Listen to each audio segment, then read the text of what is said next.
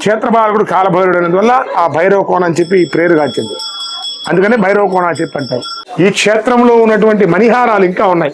ఇంకా మహత్తరమైనటువంటి శివలింగాలు, మహత్తరమైనటువంటి అమ్మవారు తిరుమల దుర్గాదేవి ఆలయము, మహత్తరమైనటువంటి సోనవాస జలపాతం.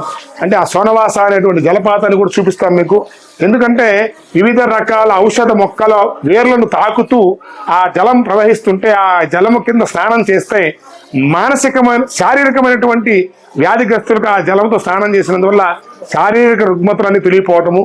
ఇంతటి మహాద్భుతమైనటువంటి క్షేత్రంలో ఉన్నటువంటి ఇంత ప్రాధాన్యత వల్ల ఇక్కడ దర్శనము అర్చనం వల్ల ఇక్కడ అర్చన చేసుకుంటే ఆ యొక్క పరమశివుడు అమ్మవారి యొక్క కృపా కటాక్షల వల్ల మానసికమైనటువంటి ఏదైనా రుగ్మతలు ఉన్నా కూడా త్వరగతిన తరిగిపోయి మళ్ళీ ఉన్నతమైనటువంటి ఆరోగ్య స్థితి, ఉన్నతమైనటువంటి అభివృద్ధి కనపడుతుంది ఇక్కడ భైరవ కోనలో మనకు.